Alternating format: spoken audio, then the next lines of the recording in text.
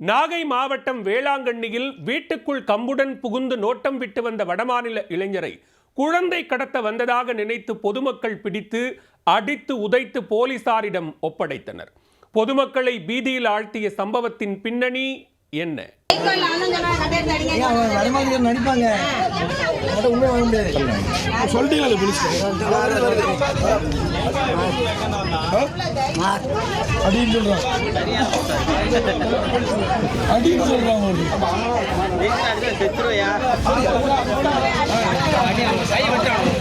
என்னை எவ்வளவு வேண்டுமானாலும் அடிங்க, ஆனா நாங்க 400 பேர் களத்தில் இறங்கி இருக்கிறோம் என பிடிபட்ட வட மாநிலத்தவர் ஹிந்தியில் கூறிய வார்த்தைகள் தற்பொழுது பொதுமக்களை பீதியில் ஆழ்த்தி உள்ளது. கம்புடன் பிடிபட்ட நபர் யார்? அவரது பின்னணி என்ன? போலீசாரின் விசாரணையில் தெரிய வந்தது என்ன?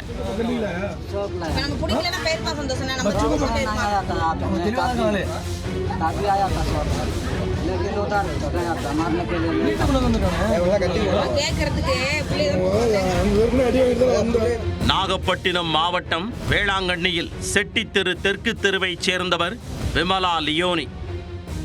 இவர் அப்பகுதியில் பெட்டிக்கடை வைத்து நடத்தி வருகிறார்.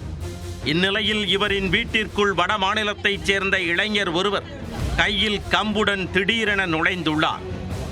அப்போது வீட்டிற்குள் வந்த விமலா அவரை கண்டு அதிர்ச்சியில் அலறி கூச்சலிட்டுள்ளார். அக்கம் பக்கத்தினர் அலறல் சத்தம் கேட்டு ஓடி வந்தனர். அந்த வடமாநில இளைஞரை சுற்றி வளைத்து பிடித்த அவர்கள் அவர் மீது சரமாரியாக தாக்குதல் நடத்தினர். அப்போது பிடிபட்ட அந்த நபர், என்னை எவ்வளவு வேண்டுமானாலும் அடிங்க, எனக்கு கவலையே இல்லை, நாங்க 400 பேர் வந்திருக்கோம் என ஹிந்தியில் பேசியதாக கூறப்படுகிறது.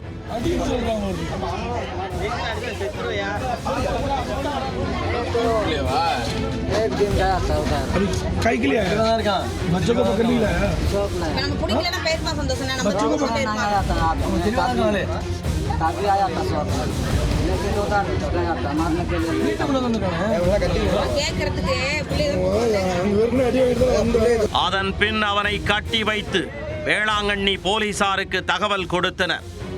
சம்பவ இடத்திற்கு வந்த போலீசார் வடமாநில இளைஞரை மீட்டு காவல் நிலையத்திற்கு அழைத்து சென்று விசாரணை மேற்கொண்டு வருகின்றனர்.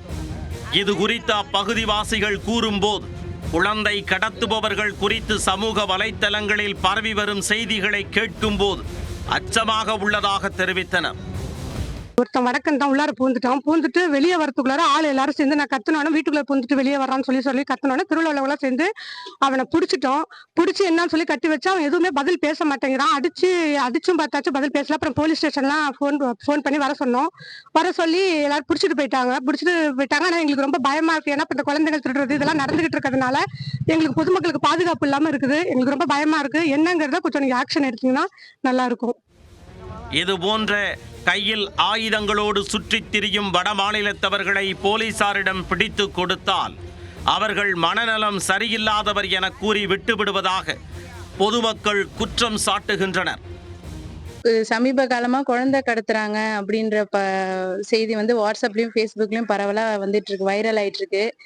இப்ப பாத்தீங்கன்னா எங்க தெருவுக்கு எங்க வீட்டுக்கு பக்கத்து வீட்லயே ஒரு வடநாட்டுக்காரன் உள்ள பூந்துட்டான். அவனெல்லாம் எல்லாரும் புடிச்சு போட்டு அடிச்சு பொதுமக்கள்லாம் கட்டி வச்சிருந்தோம். போலீஸ் அவனை கூட்டிட்டு போயிருக்காங்க. என்ன சொல்றாங்கன்னா அவன் பைத்தியக்காரன் அப்படின்னு சொல்லிட்டு விட்டுடுறாங்க. அதுதான் எங்களுக்கு இப்ப கொஞ்சம் அச்சமா இருக்கு. வடநாட்டுக்காரனை புடிச்சு வச்சு பைத்தியன்னு சொல்லி விட்டுட்டா இதே நிலைமை இன்னைக்கு பூந்தவன் அப்புறம் வீட்டுக்குள்ளேயே என் பிள்ளைய புடிச்சிட்டு போனா பொதுமக்களுக்கு அச்சமா இருக்கு.